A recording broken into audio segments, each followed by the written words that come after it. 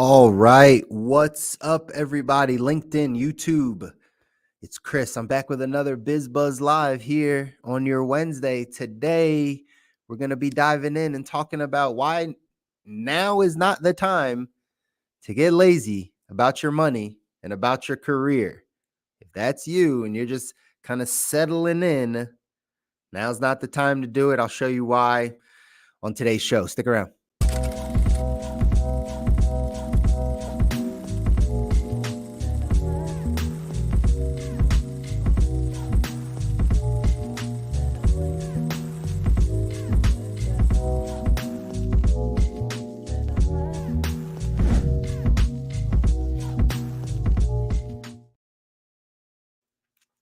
All right. What's up, everybody? It's Chris, your financial coach, back with another BizBuzz Live every single Wednesday, you guys.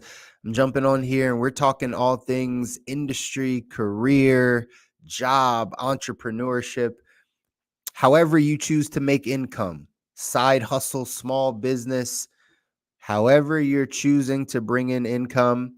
We want to talk about it. Why? Because when we go down this path of financial coaching, when we help people understand and get their financial foundation in place, we start really setting some things, a plan in place for people, whether it be savings, debt, investments.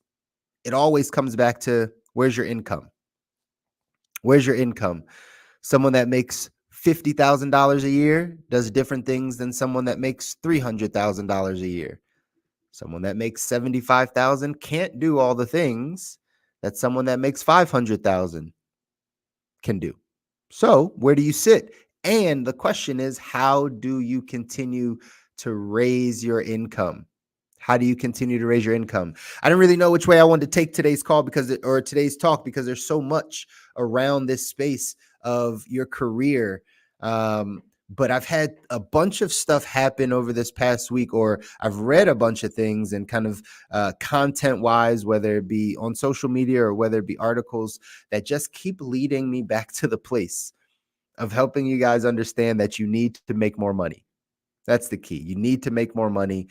And right now is not the time to get complacent or to get lazy about some things, because things may take a turn for the worse. We're not sure. I'm not here for doom and gloom, right? I'm not here to bring negativity. Matter of fact, I bring a lot of positivity. I have morning mindset calls that, right, we do. I have lots of things where I'm talking about the benefits and how to have hope for the future and all those things. But there is a side of being real and being, right, understanding the landscape of what's happening out here in society. And we've seen this happen a bunch of times when the economic landscape shifts a little bit. We might not be in the best position for ourselves and our family. If that layoff comes, if that major expense happens and our savings gets depleted, we might not be in the best position. So I want to make sure that you guys are in the best position by being able to talk about the things that are on the horizon. I don't know if you read this article. I don't have it up here, but we can reference it. I'm sure you can find it. The Smart Asset had just dropped a study that said these are the average incomes for a household of four. And they broke it down by state. They went per state, and they said, if you are a family of four, these are the average income you need to make in order to live comfortably. Now, when they say that word comfortably, right, because comfortable is different for a lot of people, but they took a standard metric of the 50-30-20 kind of rule that says 50% of your income should go towards your needs, right? Your housing, your living, those types of things. 30% is discretionary, meaning it's not marked for anything and you can use it as you please. And then 20% into savings. So that's how the traditional industry would break down a smart budget, so to speak, is 50% of your income going towards the necessities, food, shelter, those things, fixed expenses.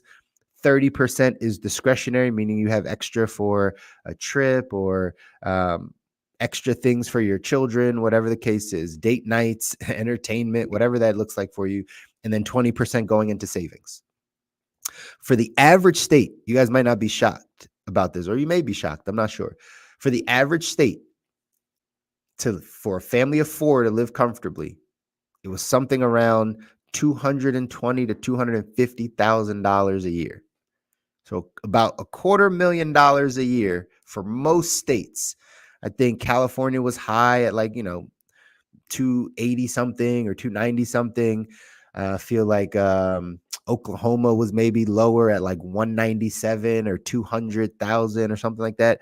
But in general, it was like $250,000 in order for you to live comfortably if you're a family of four.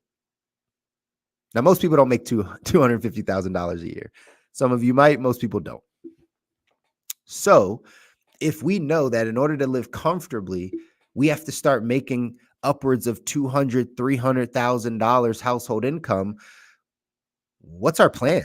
What's your plan? How do we make that happen? You just want to job hop? You just want to, you hope that maybe your job will get you there at a certain point in time. Maybe you're already there with the job, so you got to just keep maintaining it. Is it about entrepreneurship? Is it starting your own business? Is it branching out and doing something different for yourself? Might be.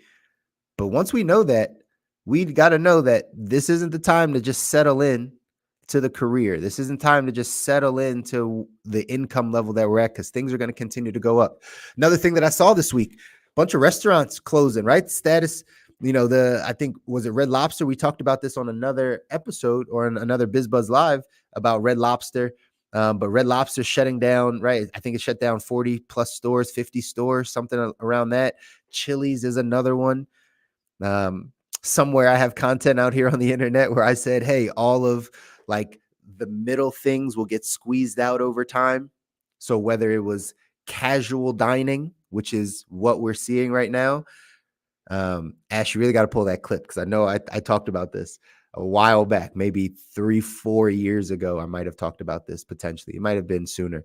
But basically that the middle of everything is going to get squeezed out. So casual dining is going to get squeezed out. You'll have low end, right? You'll have fast food and quick service restaurants. And then eventually you'll have fine dining, right? Like just your upscale casual, or just upscale or casual fine dining, however you classify it. Those restaurants will be around. There'll always be a market for that. Maybe even some local, farm to table type restaurants, high quality foods, right? Those things, they'll be around. The middle, Chili's, Red Lobster, Applebee's, Cracker Barrel, I don't know, whatever is in your, that's casual dining, it's going to get squeezed out over time, because there's no money there, because people have to make decisions. We just talked about, you need $250,000 in order to be able to live comfortably. So I don't know when the last time you've been to a Red Lobster, but the quality of food for the price that you pay is not great. For the quality and the price, better off going to, right? If you're going to sacrifice quality, you might as well go to fast food, right? If it's about price, you probably could make some better food or find some better food at that same price point. So all that stuff's going to get squeezed out. It's happening to colleges.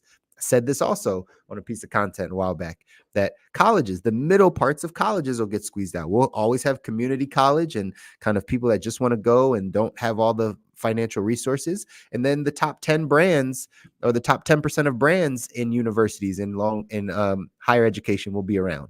Your Ivy Leagues, your Yales and Harvard, they're never going to go anywhere, right? But Central Erie, I don't know if that's a college, but Central Erie is not going to be around for a very long time, because they can't raise tuition fast enough. People don't want to enroll, all of those things. The middle will get squeezed out. Want to know something funny, ladies and gentlemen? The middle class is getting squeezed out too. Middle class is getting squeezed out. There's either rich or there's poor. You probably, if you feel like you're in the middle, you're probably feeling more to the poorer side. If you know you have all the resources and, right, you have investments in those things, then you're probably feeling on the other side. But the middle class will get squeezed out over time too. This all is from a bigger problem, right? The bigger kind of the macro issue here. The macro issue here is that the United States, our country, is not in the best position. Here's something I'm going to share with you. Very active here on LinkedIn, Ray Dalio. About a couple years ago, he put out a book called Principles of a Changing World Order, and he created a video around it. And that video on YouTube has a lot of views, right? It's got like 60 something million views, but it's the real story of what's happening right now in our society. I'm gonna share a little snippet with you. I hope YouTube doesn't like demonetize it. I don't know. We're on YouTube, so like it is what it is. But let's see. I want to share this with you really quick.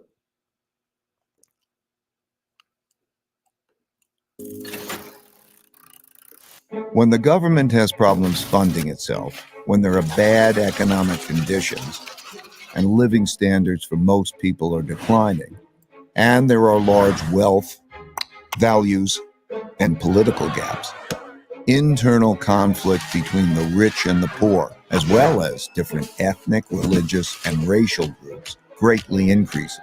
This leads to political extremism that shows up as populism of the left or the right. Those of the left seek to redistribute the wealth, while those of the right seek to maintain the wealth in the hands of the rich.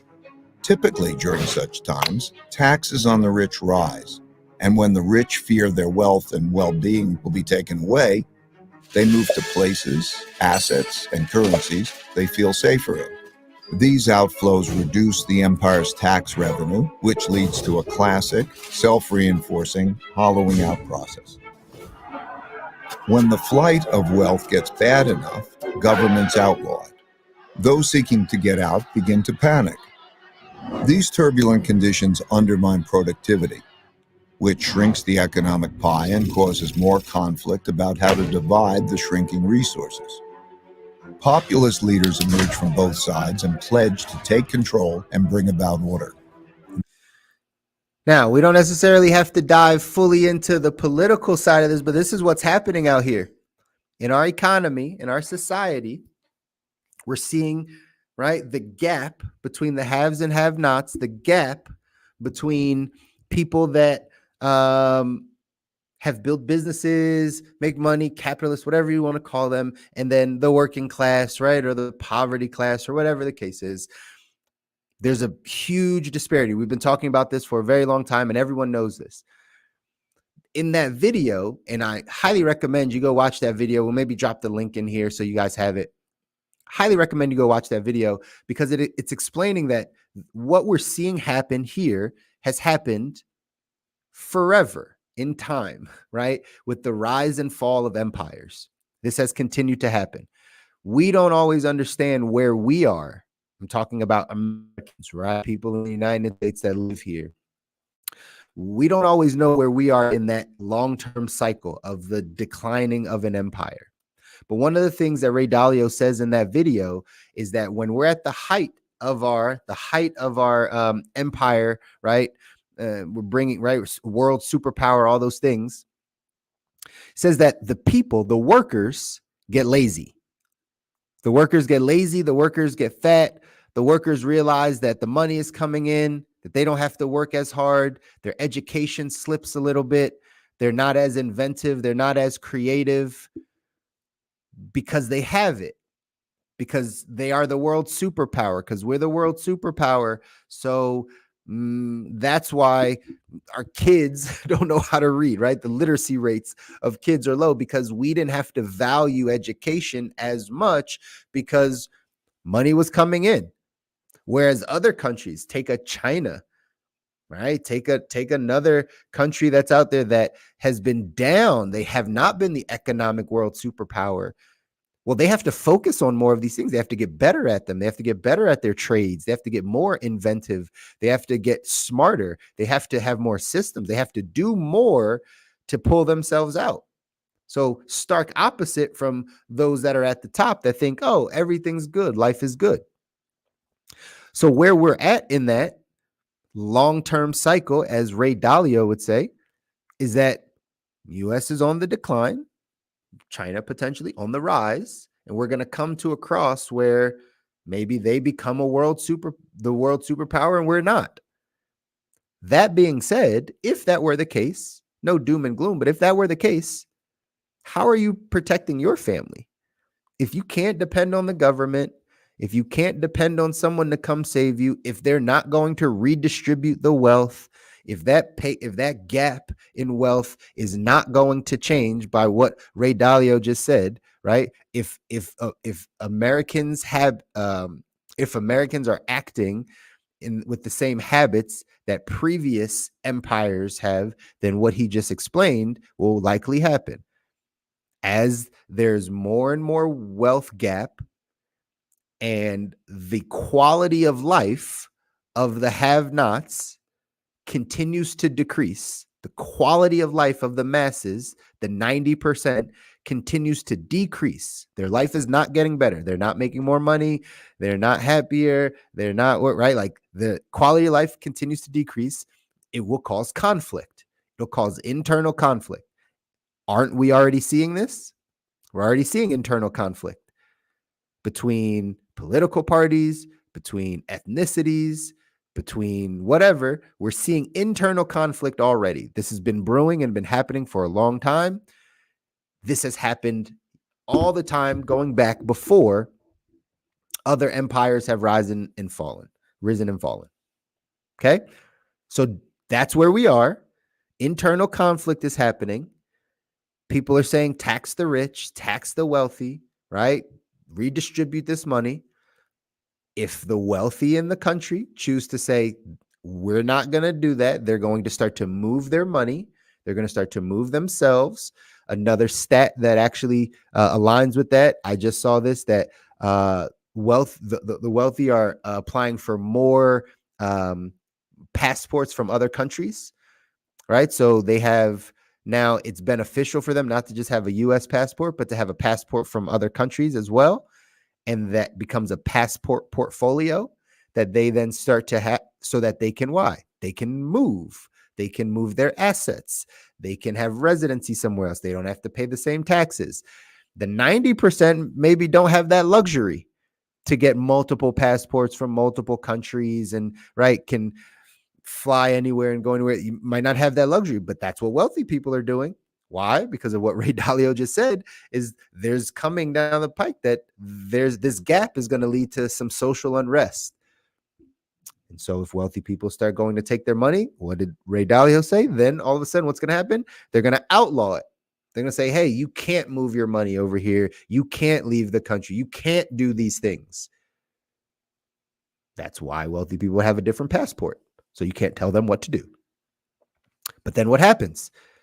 Shrinks the pie, like you saw on the video, shrinks the pie, and that 90% gets even worse quality of life. If you saw on the video, again, and I'll rewind that one little part so you can just understand how that works. Let's pull it back right here. Cool. And I'll share it back with you just so you can see what I'm talking about. And I'm just going off of what Ray Dalio has said and is broken up in this book.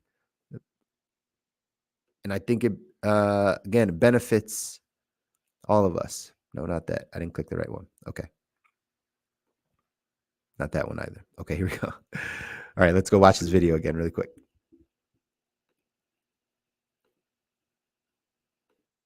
Of the left or the right.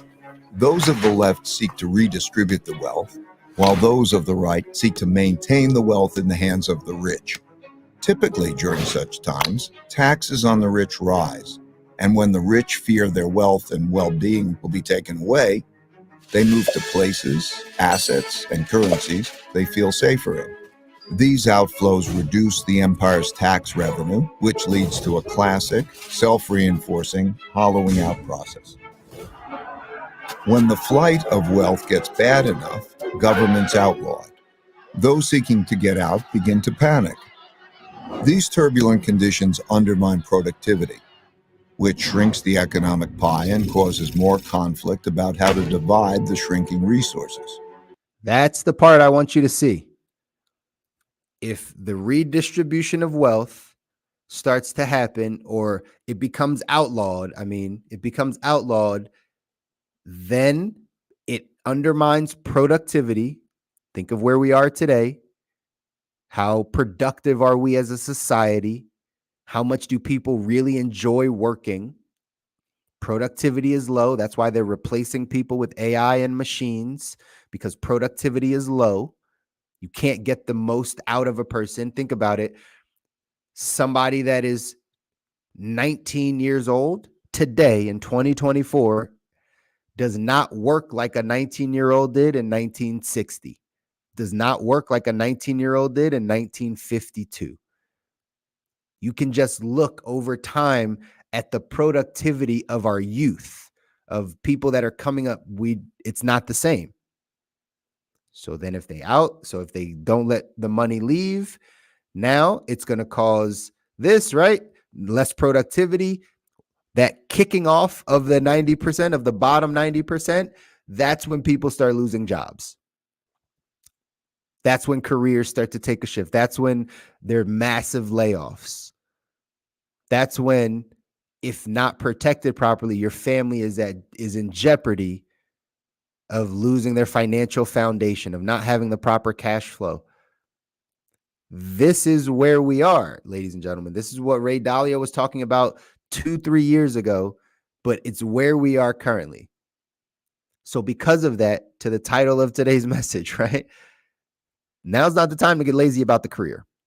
Now's not the time to get lazy about how you're making income. Now's not the time to get lazy around you pointing the finger at why the world and our country is wrong, and focus on you and your household.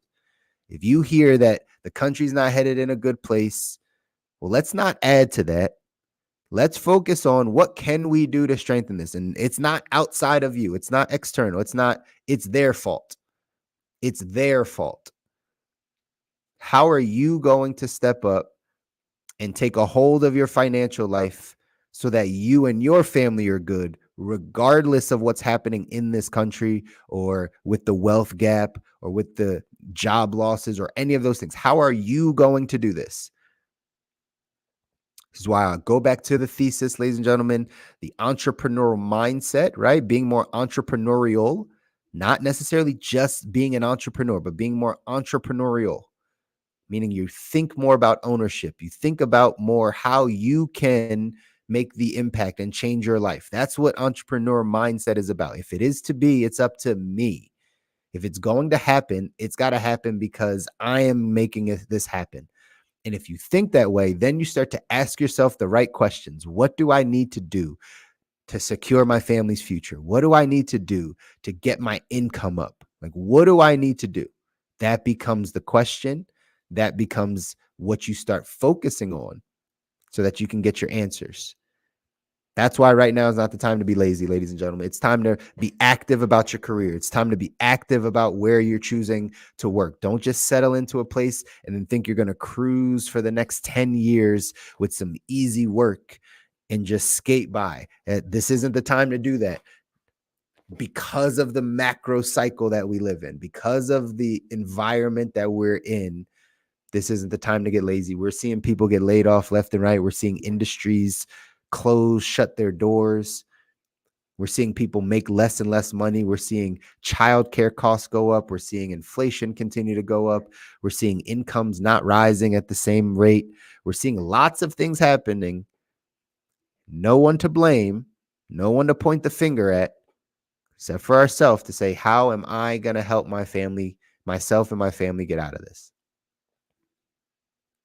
If you don't know how, reach out. Let's have a conversation. Sometimes we just need to bounce some ideas off of people. Sometimes we just need to hear what options are out there. I know most of us turn to the internet, and I'm coming to you on the internet, right? But most of us turn to the internet to figure out kind of what there is out there to do. Maybe you just need to sit down with someone and talk to someone. This is why I make myself available for all of you to continue to ask questions, to continue to have this dialogue on how we're going to get our financial foundation in place so that our families can thrive.